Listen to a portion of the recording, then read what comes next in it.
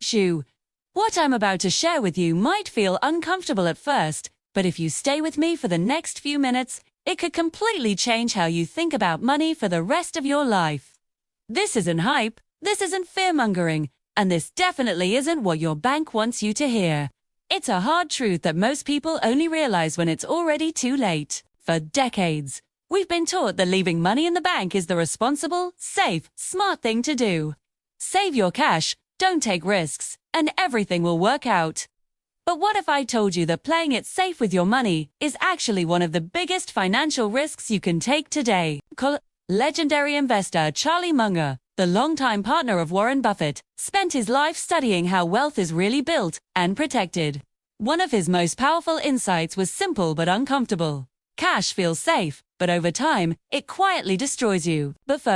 Before we go any further, if you care about protecting your money and understanding how the global financial system really works, take 1 second to like this video and subscribe to Finance and Global Economy. This channel exists to give you clear, honest insights so you can make smarter decisions about your future. Now, let's talk about what's really happening to your money. When you look at your bank balance, it feels solid, it feels secure, it feels like control.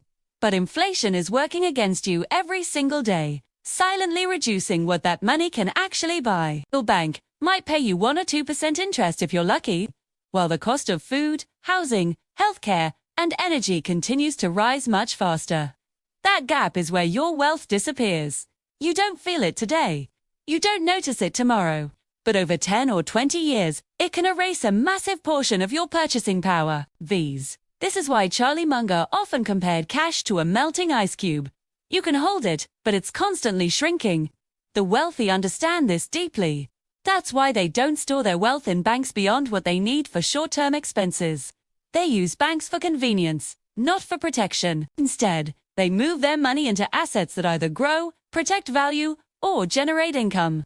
The first of those assets is something that has survived every financial system humanity has ever created: gold. Gold isn't exciting, it doesn't promise overnight riches. And that's exactly why wealthy people own it.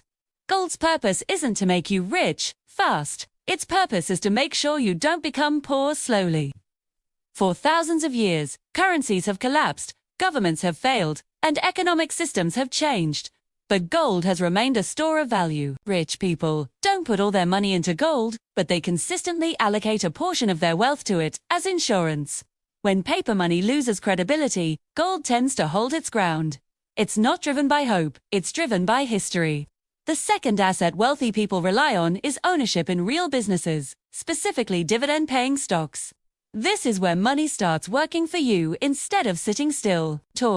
When you own dividend-paying stocks, you're not just hoping prices go up. You're getting paid simply for owning part of a company.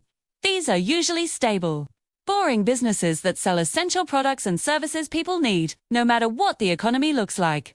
Utilities, consumer goods, healthcare, and telecommunications don't make headlines, but they quietly generate cash.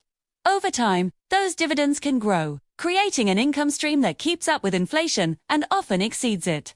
This is the power of compounding money making money, year after year, without constant effort. The third asset is real estate. And this one is especially powerful because it combines multiple benefits. Real estate is physical, it produces income, and it tends to rise in value over time. When inflation increases, rents usually increase too. That means real estate naturally adjusts with the economy. Wealthy individuals don't just see property as shelter, they see it as a cash-flowing asset. And today, you don't even need to own physical property to benefit from this. Real estate investment trusts allow people to invest in large-scale properties with relatively small amounts of money, earning income without dealing with tenants or maintenance.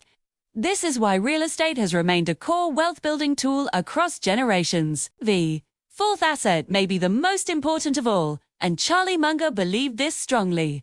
Your skills, your knowledge, your ability to earn. Markets can crash, assets can lose value. But what you know and what you can do cannot be taken away from you. The wealthy constantly invest in learning, improving, and expanding their abilities because higher earning power gives you more options and more control. Increasing your income even slightly can have a bigger long-term impact than chasing the perfect investment. That's why smart people focus on becoming more valuable before worrying about where to park their money. Fifth and final category is alternative investments. These are not for everyone, and they should never be the foundation of your finances. But the wealthy often allocate a small portion of their portfolios here for diversification and potential upside. This includes things like private businesses, commodities, collectibles, and emerging technologies. The key is discipline.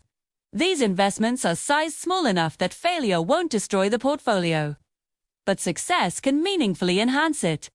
When you put all of this together, a clear pattern appears. Rich people don't rely on banks to build or protect wealth. They rely on assets. They keep enough cash for emergencies and flexibility, but they refuse to let the majority of their money sit idle while inflation eats away at it. This isn't about being reckless, it's about being realistic. The system rewards those who understand it and punishes those who ignore it. 2. If you've made it this far, pause for a moment and think about where your money is right now and what it's actually doing for you.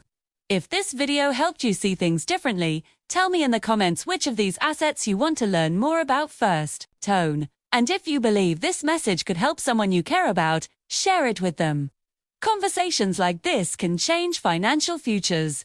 This is exactly why we built Finance and Global Economy, to break down complex ideas into clear, honest discussions that help you make smarter choices. Remember, wealth isn't destroyed overnight. It's destroyed quietly when you do nothing.